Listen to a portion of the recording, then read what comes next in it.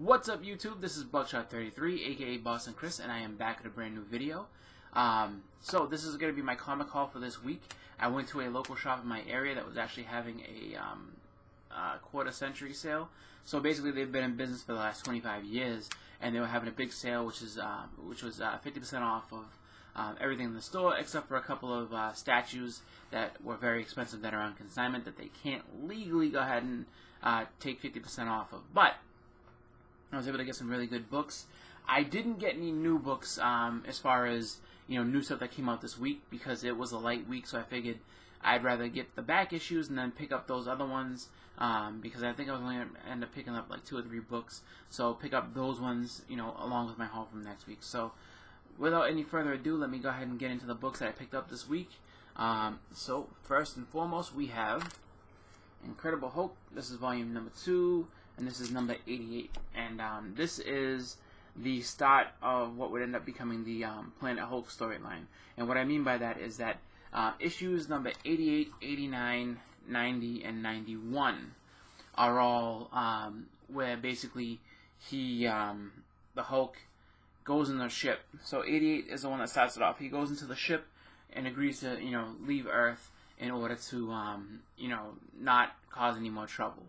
And through the time that he's on the ship, he kind of finds out that the plan was to actually, rocket him, I think, was it into the sun, so that he ends up, being just obliterated and can't hurt anybody anymore. So, he goes ahead and alters those plans and ends up on this other planet and, inhabited by, Hulk-like creatures kind of like him, and becomes the king of that planet. Now that happens. Planet Hulk storyline starts out in Incredible Hulk number 92 of Volume 2. But I just wanted to have that complete story. So the only one I'm missing is actually 92. I have the rest of the story all the way up until the end when the planet blows up, and then that ends up kicking off World War Hulk. But for now, I have number 88 in my in my collection. So 92 I will be looking to get at some point, and then kind of complete that storyline, complete that run. So definitely something that I'm looking forward to doing. Next up, we have a couple of X-Men books that I'm going to show. The first is Uncanny X-Men number 164. This is a cover that I've always really liked. So the character on the cover that you see is called Binary, and is actually Carol Danvers. So she basically now is working for the Shi'ar Empire. She's kind of changed, her powers evolved, and she became this other creature called Binary. So it's a pretty cool cover, pretty cool concept. I like the way that this looks. I'm not quite sure if this is the first appearance of Binary. I know it's the first cover appearance of Binary, but either way, really cool issue. Happy to have it. Next, we have a first appearance, and this is going to be Uncanny X-Men number 148. This is the first appearance of Caliban. So I didn't pay, $20. I only paid 10, half off sale. So I figured that was kind of cool in honor of Logan, because Caliban's in that movie. Went ahead and saw that, and I'll post up a review a little later. It won't be a super in-depth one, just not to spoil everything for everybody, but I mean, who knows? Maybe I will do.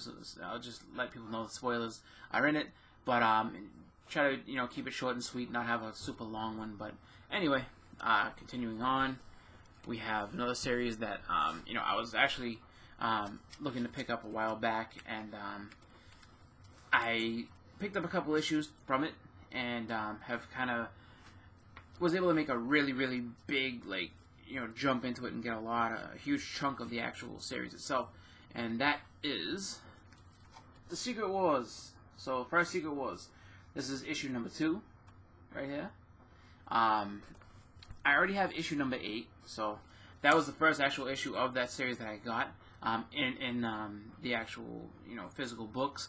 I have a really old, really beat up trade paperback of it that I got when I was, I think, like 12 or 13. And, read it to death and everything like that. But I actually wanted to have the physical issues in hand, so I went ahead and bought these. So, also issue number 3. That one's kind of interesting. You see Spider-Man, kind of mixing it up with the X-Men. you know, pretty. If you know the story, you know exactly what's going on. Basically, it's been a while since I read it, but I think what led to that happening was that the X-Men were kind of being a little bit shady. Like, Professor X is gonna try to, like, read minds and figure out what it was that was going on with all the heroes and figure out what's happening. Spider-Man overhears it. They basically, go and try to stop him from spreading that around so that, trouble can happen. And I think it had a little bit to do with Magneto being on the hero side too, because they were all pissed off at Magneto. But anyway, moving on. Got issue number 4, and I like this cover a lot. This is actually, I think, one of the coolest covers in the series. Basically, the background with that one is that Molecule Man dropped a mountain on all the heroes. After they had a big fight with all the villains and everything. Next up, we have issue number 5. So another cover that's pretty cool. You see the X-Men getting into the battle. Next up, and I think I already had this one, is issue number 6. I picked this up, I think, a while back. But as you can see, this is, let's see, you don't see Molecule Man on here, which is funny. But you see this other woman right here. This is Titania. And she and her sister, who ends up, I think it's like, I want to say like Julie Carpenter. I don't know if that's her full name.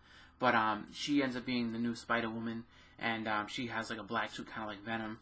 I guess this was their introduction into the Marvel Universe. So I don't know if this issue is the first appearance of the both of them. But I know that that's definitely the, two new characters that were introduced in this.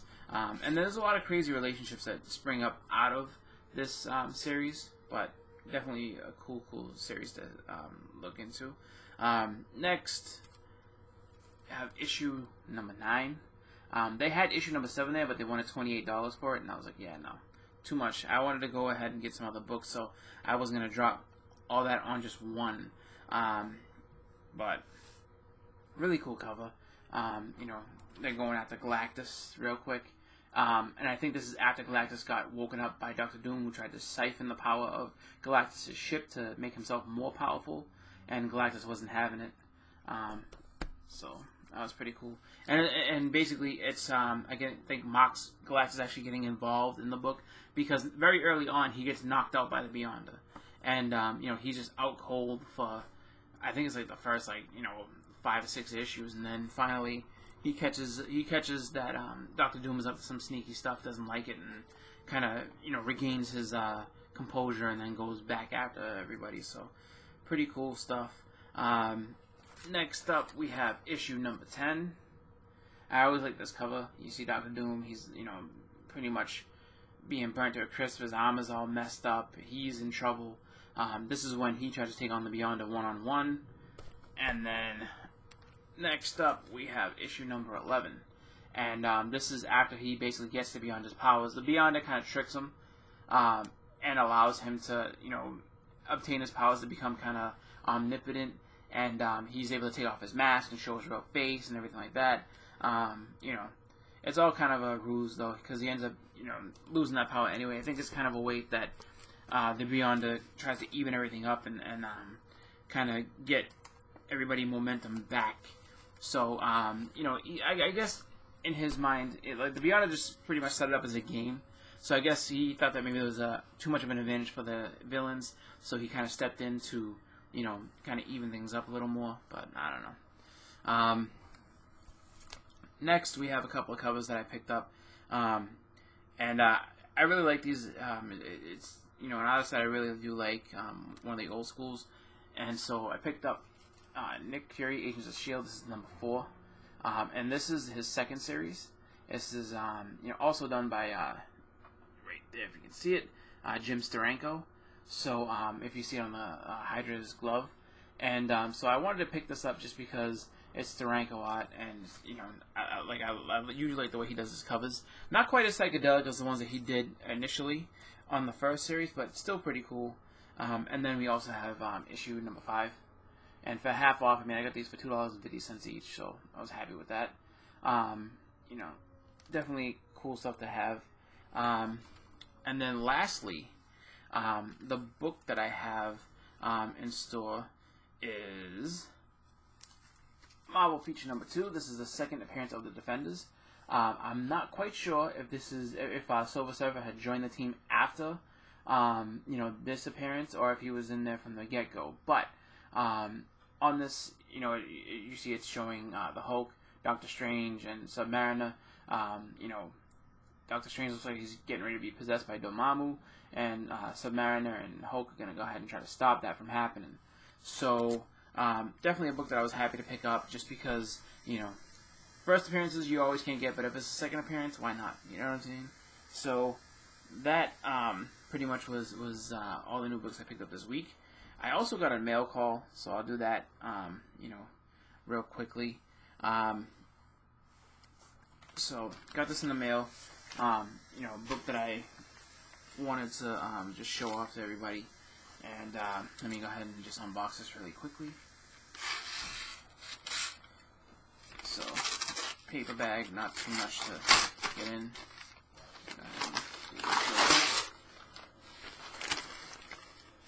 Alright. Try to keep this, you know, not too long, but there you go. And oh wow. Not really a fan of how they package this, but that's okay.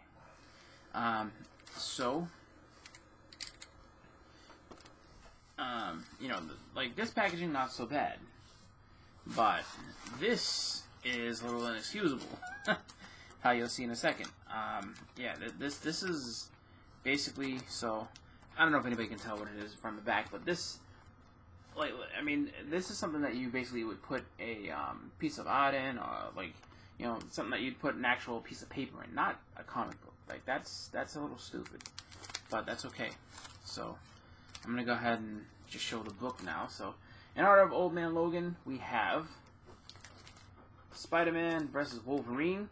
And this is actually a pretty cool book. It's a book I've seen in the past, and, you know, always thought it was pretty cool, so happy to actually finally have it in my collection. So, definitely cool. This definitely needs to get into a bag and board that is not this thing, because this is just, Jesus.